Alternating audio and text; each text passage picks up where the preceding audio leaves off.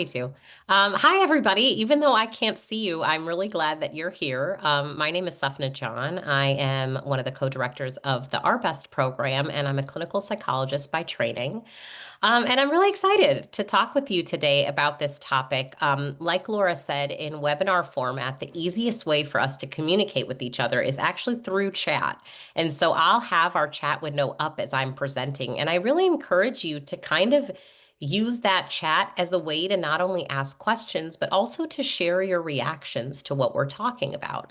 So every time we have a webinar, the cool part is I'm not the only one with information to share or information to teach that people could learn from within this type of format. So I encourage you to use your community wisely, like share how you are reacting to these types of questions. And I'll also be asking you some reflective questions throughout.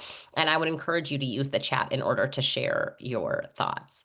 You can ask me a question no matter when, so you don't need to wait until like I ask you if you have any questions. By all means, as they occur to you, just go ahead and put them in the chat and we can communicate best that way. So I am going to share my screen.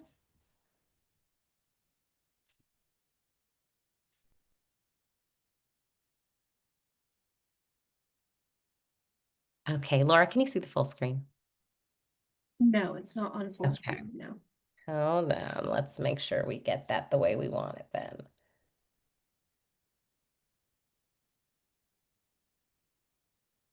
Now, are you seeing it? Yes. Okay, perfect. All right. So, what we're going to be talking about today, like Laura mentioned, is how do we really support the goal of reunification within the context of treatment that we provide for families?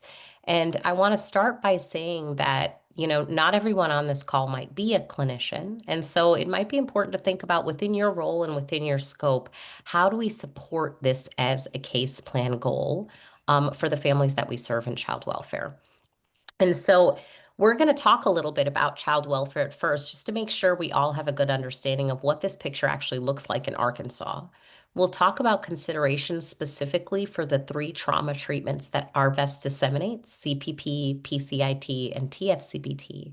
And then finally, we'll do some reflective questions at the end to get you really thinking about how do your own perspectives on this topic shape the way you approach this work and the way that we include or sometimes don't include family members within the context of treatment.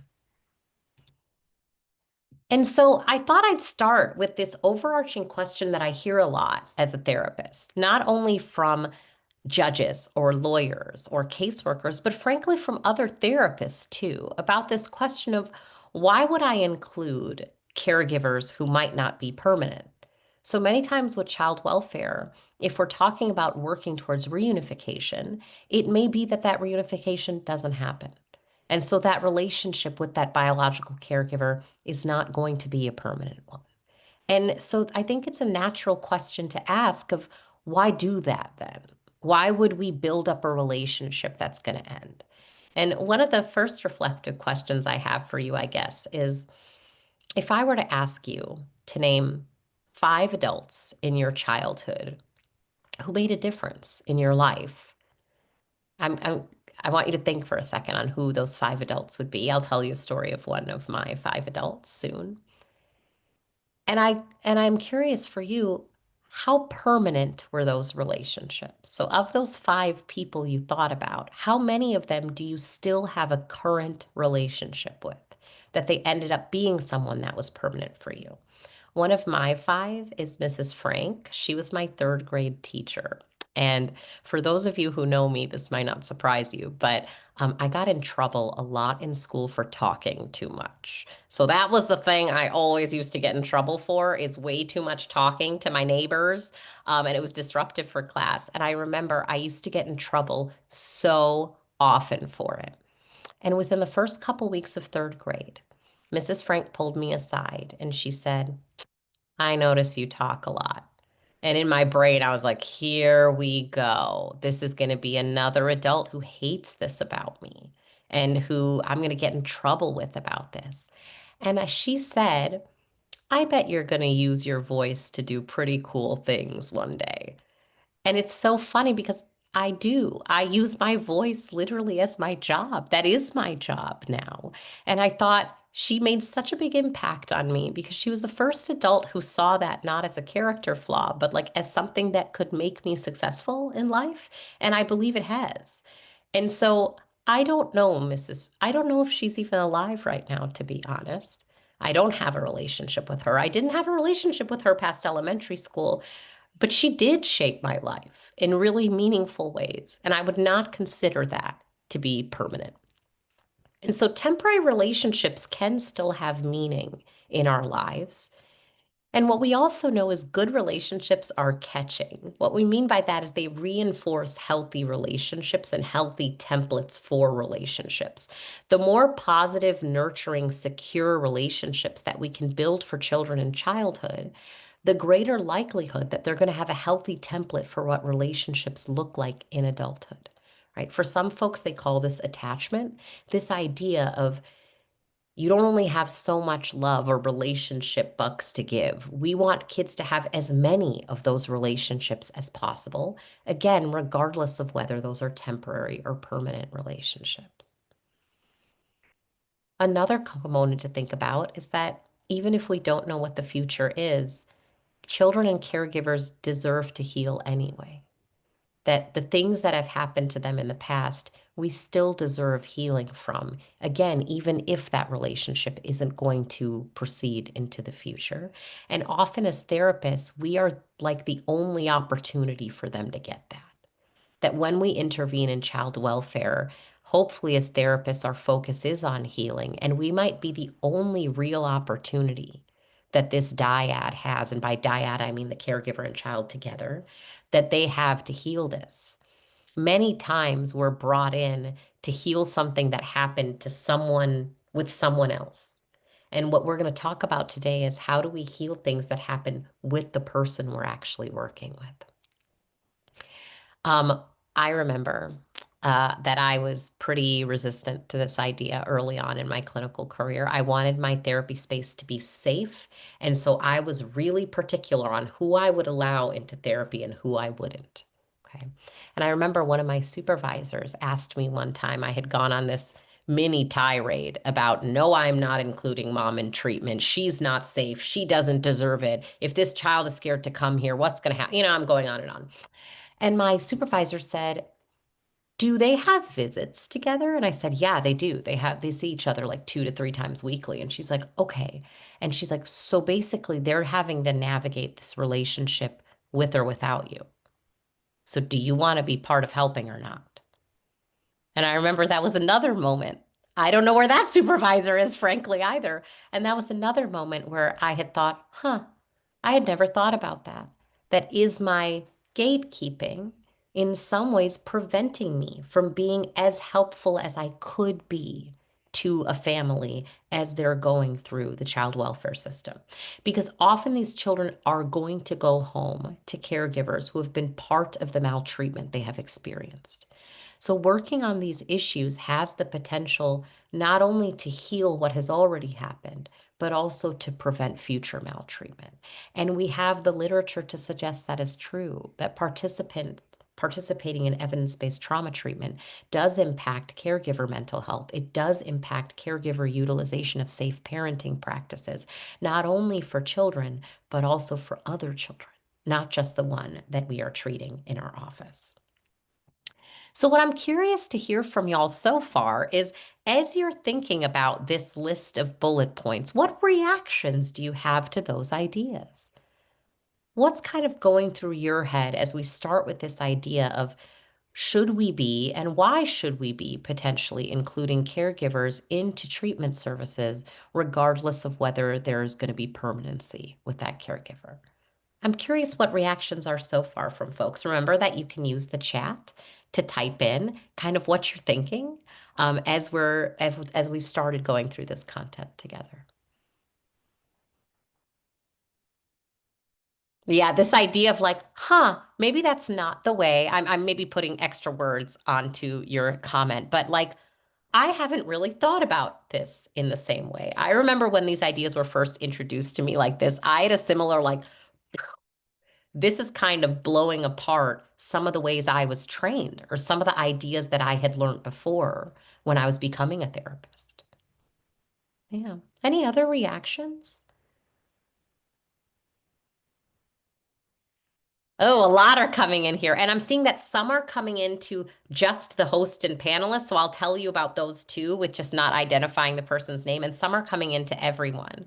So this idea of like, my mind is blown, but this makes sense that children need to see healthier relationships in action or get a chance to practice them. There's some that are coming out to everyone about this idea of like, how do we give people good goodbyes? How do we think about the idea of permanency? And is that the only thing that we invest in? That, like, how do we help with the family cultures that we are in? I really love seeing this chat, and I encourage you, if you haven't already looked at it, to look at it because your colleagues are going to be sharing really interesting perspectives that you can learn from too. And so, yeah, Hannah, same. When my supervisor was like, they're going to do this with or without you, that lit a fire for me in a way that maybe no other comment had before. Because I got into this work so kids didn't have to heal alone. Like, at least for myself, like that was a big reason why I got into child therapy is to advocate for children and make sure they weren't going through healing alone.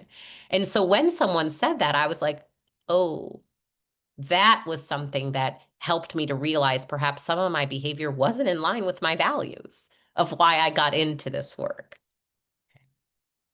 Yeah, and Maddie, great point is we're talking about this for the child's benefit, but it also helps parents, and parents are people we should care about too.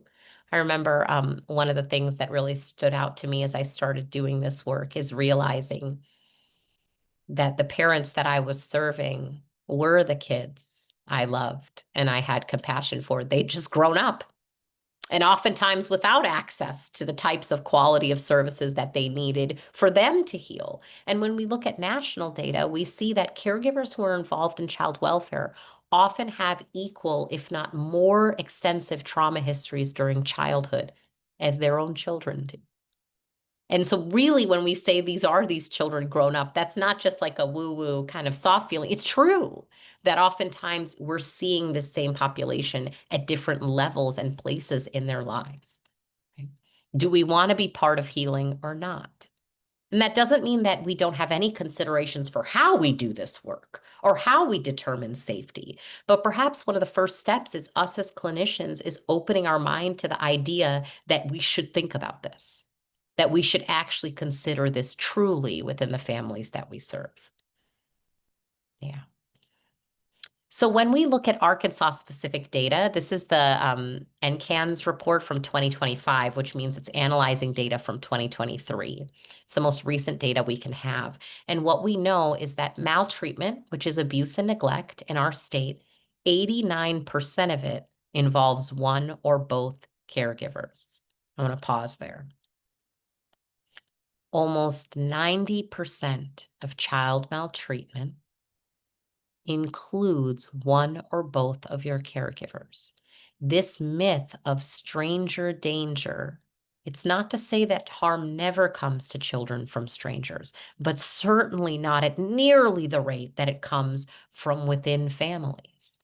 And when we think about those statistics even further, it is more often and most often the case that it is mothers. That mothers are the ones who are most implicated in maltreatment of children. And when you look, I'll show you, like you can see bullet points here related to like the next highest person is still either relatives or unmarried partners of parents. So it's still people within the family cluster. Only 5% of maltreatment is perpetrated by non-relative or non-caregiving adults.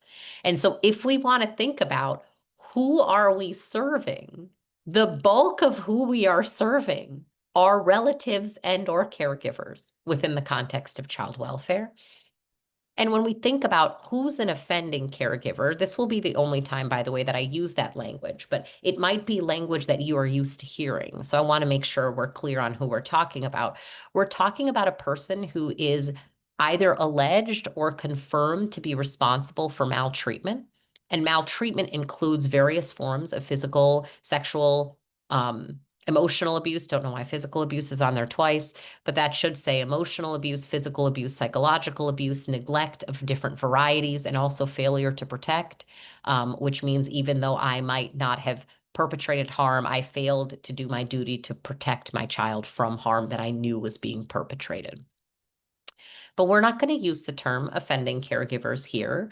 Instead, for the rest of the presentation, I'm going to talk about these folks as biological caregivers or caregivers who have been part of the harm against their children. And that's a purposeful change. And one of the main reasons is because this also includes people who are alleged offenders, not just people who it's been confirmed, but also people where we're not sure whether this has actually happened or not.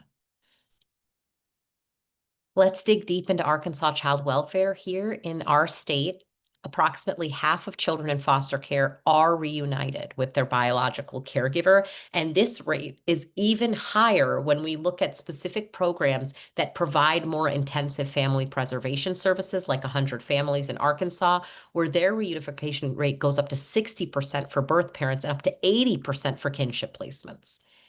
And often in case plans, biological caregivers are expected to complete a variety of services, including services with their children.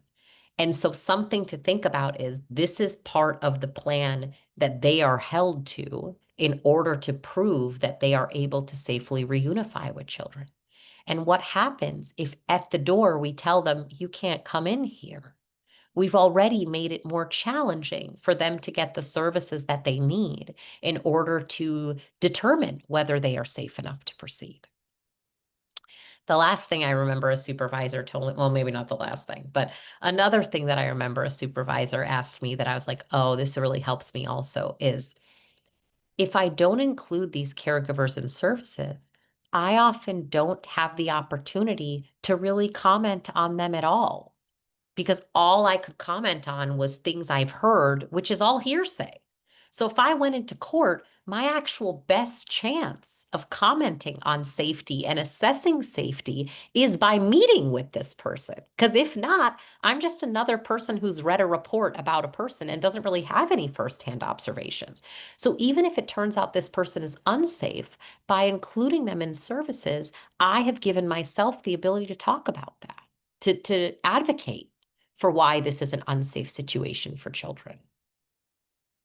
Yeah, Shayla put in the comments this idea of like, I wish there were more opportunities for us to really engage with caregivers, to have access to information, and that can be a real issue. And I agree with you. I can be tremendously challenging to access that information.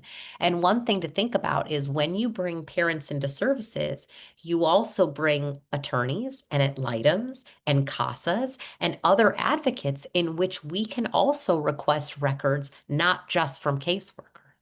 So what are other opportunities for us to get information and access to things that we need, right?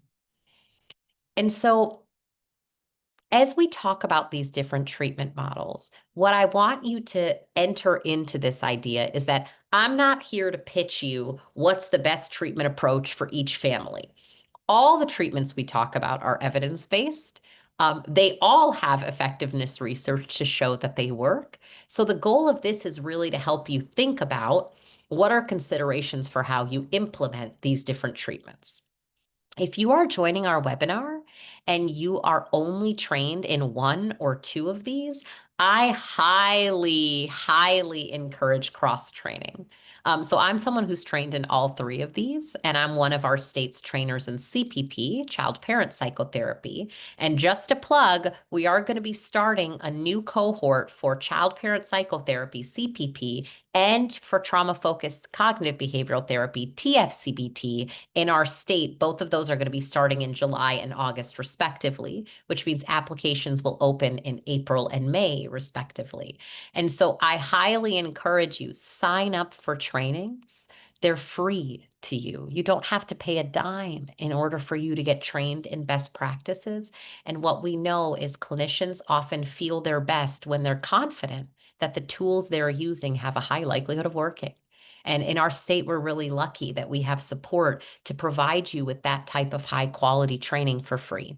And so I encourage you also to use this chat in a nutshell. If anybody wants to share, like, oh, I'm trained in PCIT and this is how I've seen it make a difference, or I'm trained in CPP and I'd really encourage it for this reason, or here's how TF has really changed my practice.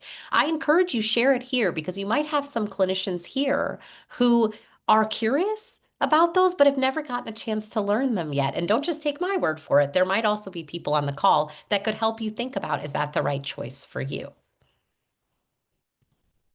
So let's talk about parent-child interaction therapy, PCIT. This is an intervention that is designed for children 2 to 6 years of age, predominantly to address behavioral difficulties or behavioral problems. So think like temper tantrums, aggression, defiance, non-compliance. Like, how are we going to work with those kids with or without a trauma history? Okay. But what we know is that even though this isn't just for trauma, many times, the way young children show us the impact of traumatic experiences is in their behavior. I shorthand this by saying behavior is like someone saying, have something to say. That many times for young children, behavior is communication. And when we think about PCIT for kids with a trauma history, we really think about how does this impact the way their body is showing us they have experienced trauma and the impact of that. Misty's asking, when does TF registration open? I believe it's going to open at the end of May or early June. And CPP registration, I believe, will open very soon here in the next week or two. And so if you ever have any questions about that, I'll ask Laura to drop our best info into the chat. You can always email us. Definitely follow us on Facebook, but also sign up for our newsletter. You can do that free through our website if you just Google ARBEST and sign up for our newsletter because we announce all those openings in that process as well. Okay. So in PCIT, caregiver involvement is essential. This is a dyadic treatment. It is essential that caregivers participate each and every session. And there are two different components or phases of PCIT. The first is called child-directed interaction, or CDI. The goal of CDI is to strengthen the relationship between caregivers and children through positive parenting techniques and through ignoring minor disruptive behaviors. So we use things like special time between parents and kids in which they access and utilize really strong evidence-based parenting strategies. Okay. We also help them think about how they're using their attention to encourage or sometimes encourage negative behaviors accidentally. PDI is then, once families show us that they can use those skills successfully, PDI is then the phase where we really focus much more on compliance and on decreasing behavioral difficulties. It teaches caregivers, how do you effectively ask kids or tell kids what to do? How do you use consistent, safe, and effective discipline? So, as you're thinking about caregivers who may have been part of the harm perpetrated against their children, could we not see how teaching them positive parenting techniques to strengthen their relationship, where they put their attention, and how to give effective commands and follow through with consistent, safe discipline? I mean, could that not be super well suited for the adults that we are serving within the context of child welfare? And luckily, PCIT has explicit guidelines in which we can include those caregivers under certain circumstances. So something important to note is that PCIT is not recommended for caregivers that are implicated in sexually abusive incidents with children, and they can participate as long as their case plan is for reunification. That doesn't mean that they need to be at the point where they're reunifying, though, because remember, in Arkansas, you start with default of parental unification. And so many times we're able to start seeing caregivers right away, early on in their child welfare case. The same caregiver does need to attend weekly appointments. And so oftentimes with our caregivers who are participating in PCIT, it's helpful for them to decide on a routine time in which they come in for services, and for them to realize this isn't the type of therapy that you drop your kids off for. This is the type of therapy in which you're going to be an active participant. And the way I explain this to parents is, I mean, I'm not sure how helpful it would be for you if I could get your child to behave for me for an hour a week. That doesn't really do much. Like, you're the most important adult in your child's life. You are the one who is going to make a difference in their behaviors. And so I want to make sure you have the same set of skills that I got to learn when I was becoming a therapist of how to manage these things, right? You deserve to have support in the things that we know are most likely to work. And that we want parents and kids to have visits, but the type of visits that they have in order to practice these skills is pretty variable.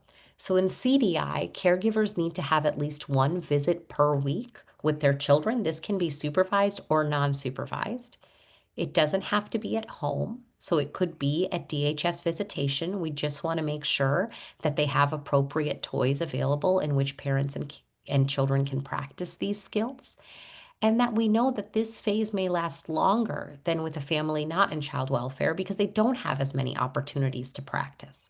So many of our caregivers don't see their kids every day like a family would who has their kids living with them. And so because of that, they might just have fewer opportunities to practice in the same way. And so they might need a longer treatment in this phase in order to make sure they've had adequate opportunity to practice. PDI is when we really do need caregivers to have more visits per week. That could be on the weekends, that could be multiple visits a week.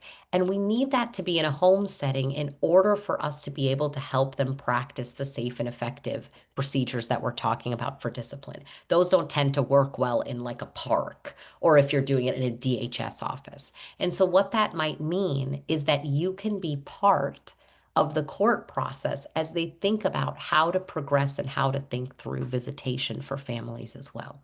Because remember, healthy relationships are built over thousands of moment to moment interactions. Okay. If I asked you to identify, name one person in your life who's like a ride or die for you, like someone who you know is dependable, who is going to be there for you, who's going to consistently support you. And I said, okay, tell me the one thing they did or the one moment in which you knew that was true. Most people couldn't do that. Like there wasn't like one moment. Instead, it was like the consistently showing up over and over again in the little and the big things that mattered. And unfortunately, for many of our biological caregivers, they're being asked to establish that type of relationship, but without opportunities for all those moment to moment interactions. It's much harder to develop secure attachment when you see your kid for an hour a week, especially if you've got things to repair. You're not starting from scratch, you're starting from a place where repair needs to happen in order to build. And so, as we think about these treatments, this can also give us an avenue to educate courts and educate our system on why people need contact in order to develop secure, healthy, safe relationships with others. So I'm curious from y'all, as we've gone through this first, before we move forward into trauma-focused cognitive behavioral therapy, I'm curious if you have any questions about PCIT or any reactions to the stuff we've been talking about so far. What's going through your mind? Since I can't see you, let me know kind of where you're at as we're about halfway through our webinar. What's standing out to you so far?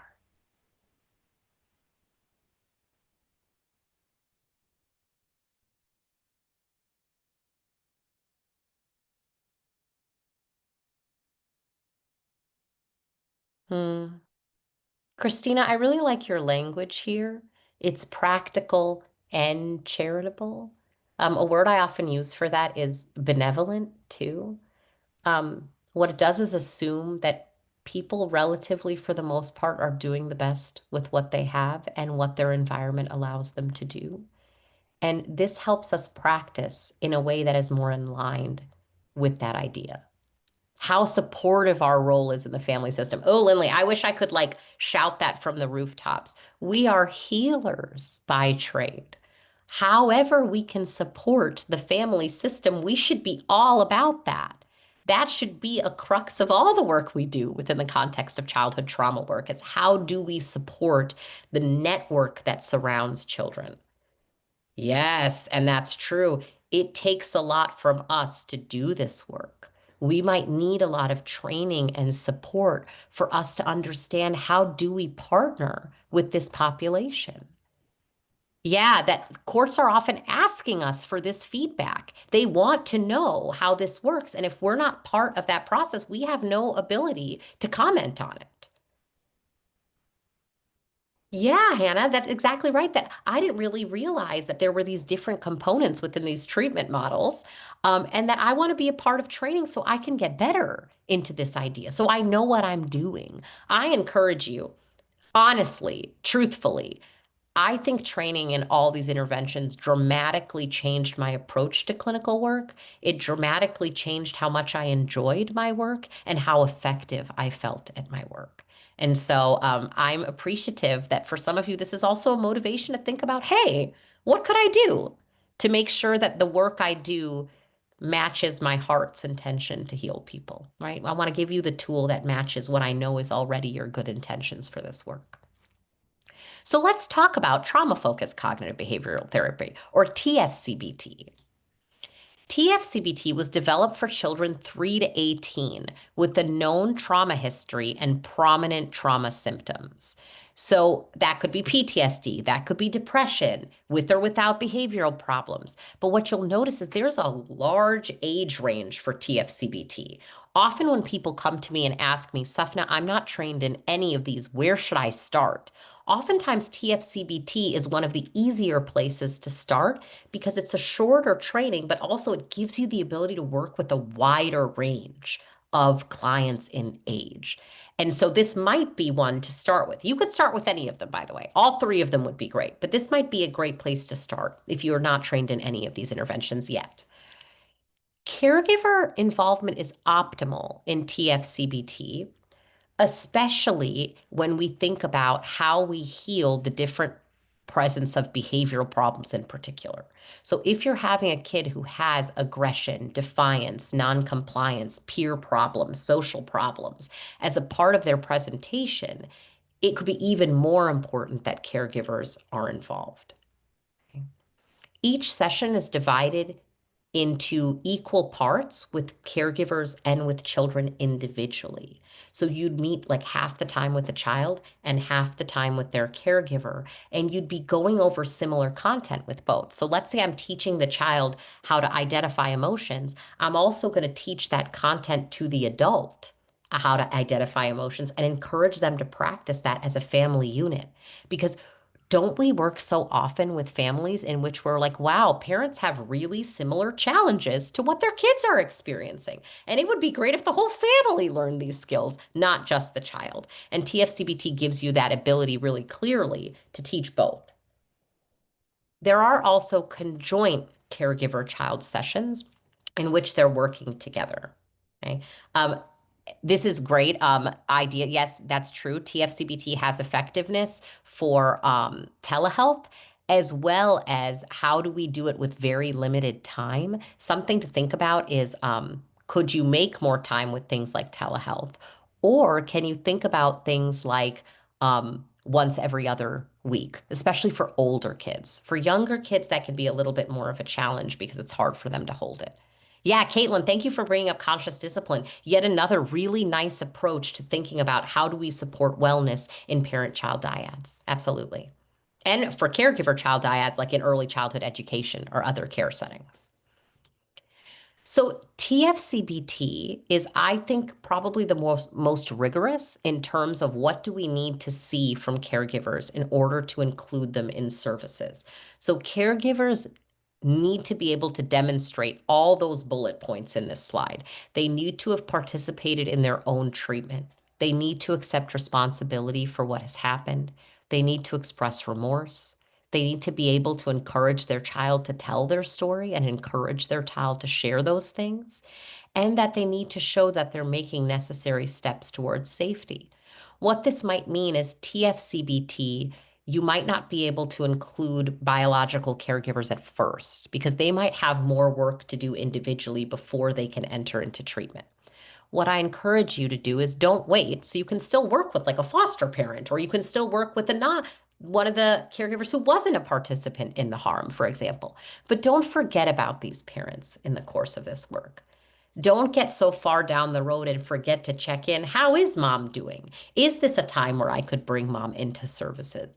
What I've seen a lot of therapists fall into the trap of doing is saying, I'm either on team foster parent or I'm team bio parent. What I'm encouraging you, be team child, which with whatever caregivers are helping them.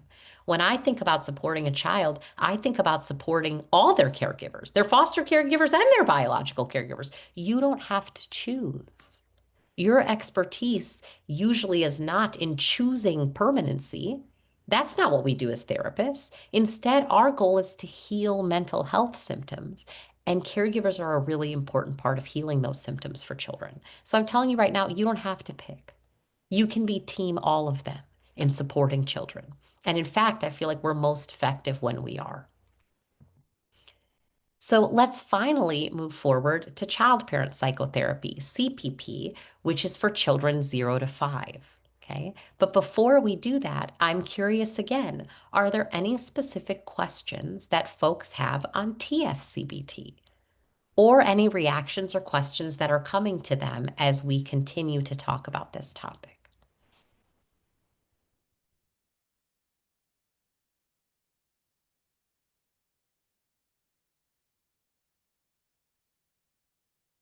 Yeah, Deborah, our webinars are recorded and then posted on our YouTube channel. And so you are able to access this one and all previously recorded webinars as well on our YouTube channel. Okay, let's move on to child parent psychotherapy, CPP. CPP is for our youngest children. So this is for children birth through 5. And when I say birth, y'all, I mean it. So my youngest CPP client I've ever had was 4 months old. And for some folks, they're like, what? Like you can do therapy with a baby?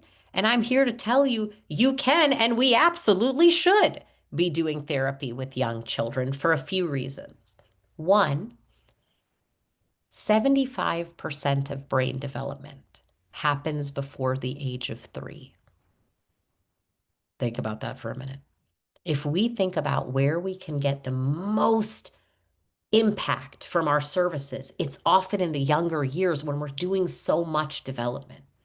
Similarly, the most dangerous year of your life for experiencing maltreatment, the year you are at highest risk for experiencing abuse and neglect, is your first year of life. Babies from birth to age 1 are at highest risk for child maltreatment, and children under 5 represent half of all child maltreatment in Arkansas and in the country. So young children are the predominance of children involved in our child welfare system. Right? And so hold on a minute. I didn't mean to make that go farther. And so I'm curious from y'all to pause there for a moment. Did you know that? Did you know that young children were so represented in the child welfare system that infancy was a really high risk period for experiencing trauma? I'm curious from y'all, is that something that people talk about? I didn't know it for a long time, and my PhD is in child clinical psychology, and I work predominantly with child welfare. You would think this is something that we all know. But for a long time, there were myths out there that you couldn't do work with kids that young, or kids that young won't remember what has happened to them. And so that way, there's no point in doing trauma treatment with them. Okay, I'm here to blow your mind for a second. So, have you ever heard that research that you should talk to a baby even when they're in the womb, right? So, like, parents should talk to their kids, they should read to their kids, they should sing lullabies to their kids. And the reason for that is within minutes of birth, babies will orient to the voices that they heard in the womb.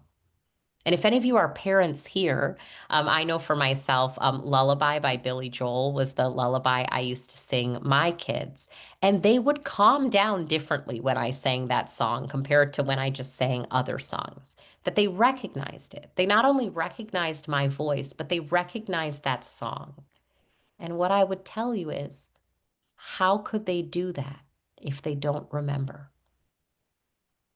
If babies have no capacity for memory, why would they treat me any differently than they would treat any other adult? Why would a baby reach out for mom, dad, grandpa, their childcare worker differently than a stranger at Walmart if they didn't have the ability to remember? Jeff, what a sweet story you shared in the chat. But a lot of times we confuse someone's memory with their ability to verbalize their memory. That if they can't talk about it, they must not remember it. Okay. But oftentimes our body remembers things, even if we're not able to talk about it yet. Muscle memory is what Kimberly's talking about here, too. And so I encourage you, if you have not known that you could do work with kid this young, welcome. PCIT starts at 2, TFCBT starts at 3, CPP starts at birth. So this might give you the opportunity to do a lot more work than you realized that you could. And so CPP is a dyadic intervention in which we work with parents and children together. Parents are always a part of CPP treatment. Parents could be a wide variety of adults who participate in caregiving. And ideally, this is done in weekly services. And often we are including biological caregivers, particularly if the case plan is for reunification with them, that we're involving them right away. We often also involve foster caregivers in their own work so they can support kids day to day. So what that might look like is you see a kid either twice a week, once with bio mom, once with foster mom, or you see a kid once a week and 1 week bio mom comes and the next week foster mom comes.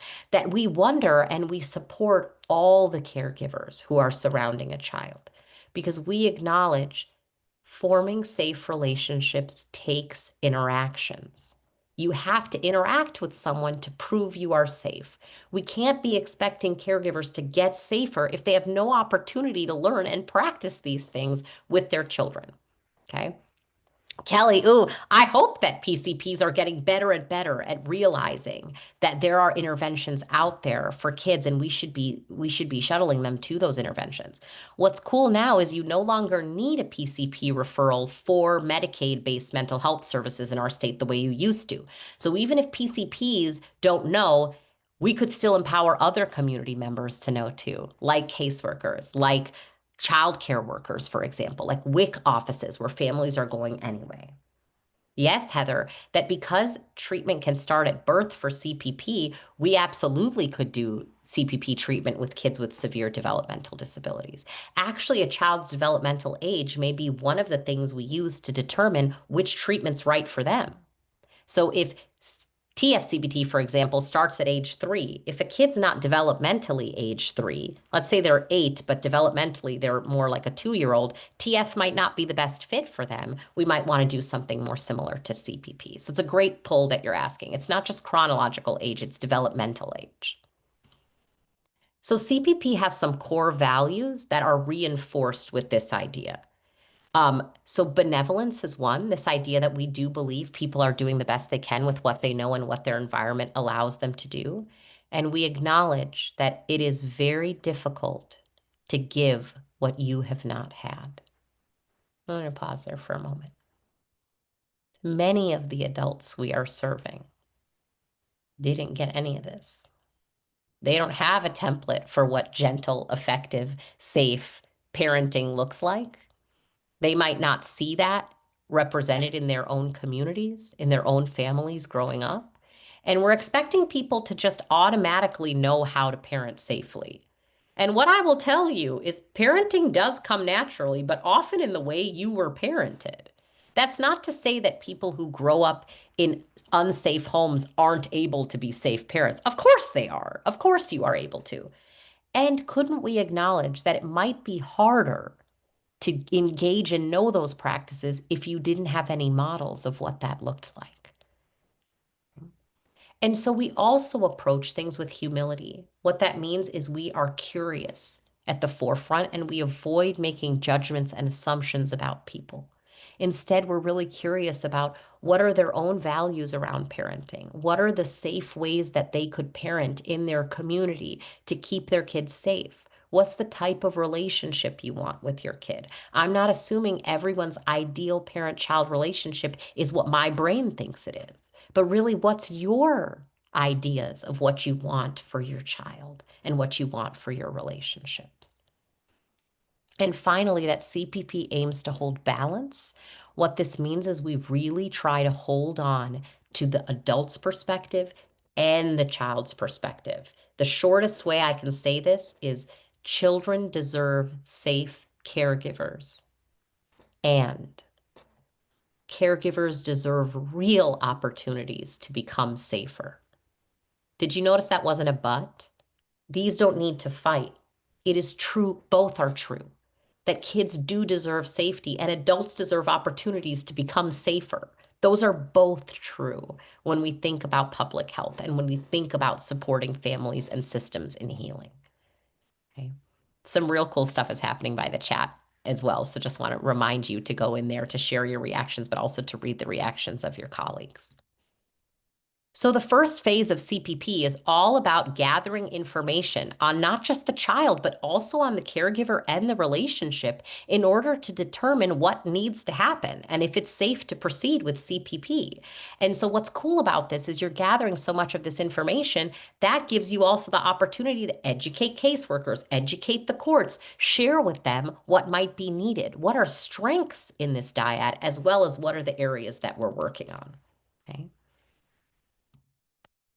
So CPP with specific caregivers, I would say CPP might be, in terms of rigorous, the least rigorous in terms of things that parents need to show us in order for us to work with them. TFCBT is the most rigorous. PCIT is probably in the middle. CPP is probably on the lower end, that we default to including a caregiver unless they have some very specific difficulties, like they're unable to maintain sobriety in sessions, or they're actively having psychosis, so they're not reality-based in sessions. But really, other than that, we really focus on how do we create an environment in which caregivers can participate with their children. So as opposed to you have to prove to me you can participate, CPP almost takes the stance of you have to prove you can't, or else we're going to default to the idea that you will participate in services with your kids.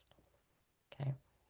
Yeah, Aaliyah put in the chat, I love this phrasing. Parents deserve to have access to tools and new behaviors that weren't modeled for them. Yes. I'm not telling you. I already know you're compassionate for children. Why would you sign up for a webinar on childhood trauma and devote your professional life to children if you weren't compassionate for children? Okay? I believe you are. You don't have to prove that to me.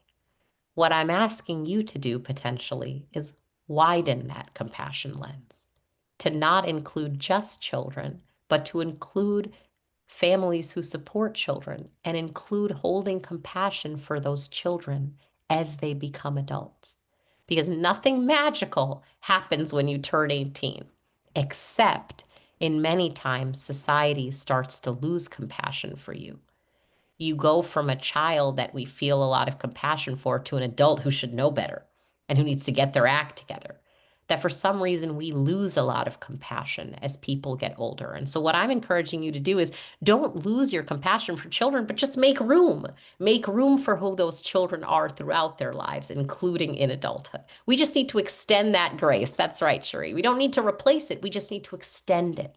The grace that you already have, that I know you do. And part of what helps us extend our grace is really reflecting on our own values and our own perspectives. Because if we're all honest with one another, a lot of what drives our decision making is our own training and our own mindset and our own judgments and the way we're interpreting information in front of us. So if I had a tagline for my career, y'all, if I had this um, soapbox that I dragged with me in perpetuity forever for my career, it would be this, that fostering resilience in children means investing in the adults who support them. Okay? The single best predictor of how children recover after trauma. Do you know what it is? It's not how old the child was, what type of trauma they experienced, their intellect, their personality, anything about them, which is good news, frankly, because those are a lot of things we can't control.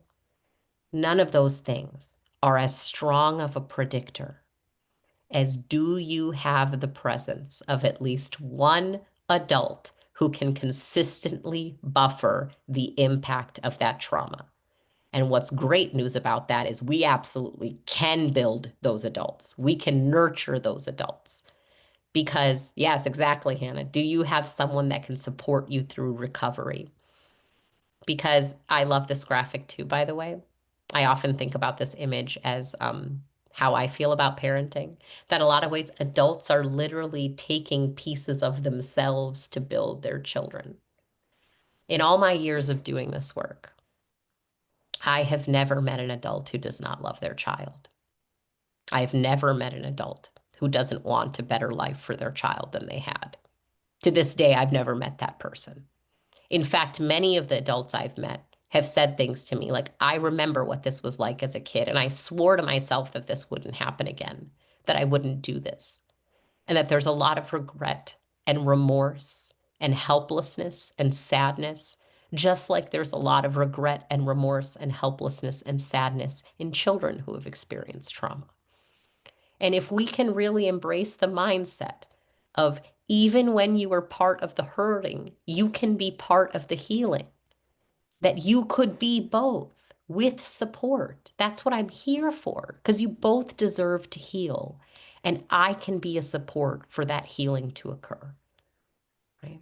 That this myth that parents that do this don't love their kids is a myth. I have yet to meet a parent where that is true. Instead, I realized that all those monsters that I read about in case documents or that I heard about, they were just people doing their best who had horrible circumstances happen to them or who grew up without supports. And please hear me, this is not excusing child abuse. We're not saying it's okay to hurt kids. It's never okay to hurt kids, ever. And if we want to support kids, and 50% of the time they're going back to their biological caregiver, we need to be a part of supporting that pair. We can't sit out and wait for them to heal without us. We need to heal with them. So what I'm going to leave you with at the end of this webinar is for you to ask yourself, how do I feel about this idea? How do my own perspectives and values shape what I do? And what training do I need in order to do this well? So I'm hopeful that this webinar gave you motivation and compassion and excitement to learn the skills you need. And at ARBEST, we pair that with training so you can learn the skills you need. And so again, remember, we have a website on, I'm going to show that to you right now. You can always email me. You can always email ARBEST info to get more information. If you just Google us, you can find us. We're on Facebook. We're on YouTube. And so I encourage you, keep striving to get those tools that match your heart, in addition to growing your heart's capacity to do this work. So I just want to say thank you for attending today. It has been really nice to spend the last hour with you. If you have any questions or comments, please feel free to share them in the chat. But I think a lot of times we don't get the thank yous we need as a part of our job. So I want to make sure that you at least hear from one person today. Thank you for the work that you are doing and the time you are taking to get better at that work. So I appreciate you being here, and I hope that this was helpful for you and that you will take some information out of this and potentially try to do some more treatment or training in evidence-based trauma treatment. Laura, are there any things that we want to do to kind of close out, remind folks of, because I know people had questions on CEUs, things like that? Yes, absolutely. I'd love to tell everyone how you're going to get your CEU for today's webinar. So after this webinar, you'll receive an email from me with the link to today's survey. The survey is going to ask you for a code in which you will put in 3240. Again, that code is 3240. Let me put that in the chat. I got it. Oh, hold on. I only put it to myself though. Hold on. Okay, It's not perfect. helpful at all. I'm gonna put it to everybody. Just so you know it is better to use your computer than a phone to use that to do that survey. But if you happen to use your phone, just scroll over because there's more options if you scroll right. And the process is automated, so give it just a minute if you don't receive an email right away. Our next webinar is going to be Building Resilience to Promote Child Mental Health and Wellness with Dr. Allison Smith on May 16th. I'll send you guys some follow-up information about that in the email as well. I had someone ask a question about whether you could do recorded webinars for CEUs. We don't allow that generally, but if you're on this webinar right now, you will receive an email to prompt you to the survey to receive a CEU for it. Um, Another question that someone asked was if they are able to do trainings if they're a student who's interning, or do they need to be licensed in order to do trainings? Email us because that depends a little bit on the specific training. So just go ahead and email our best info, or you can email me and I'm happy to talk you through those options. It's a great question. And good for you for being so eager. Even I wish I had done more of these things earlier on in my career. So I'm glad you're here. All right, thank you, everybody. I Thank you, think that everyone. concludes our webinar for today. Have a good day, everyone. Bye.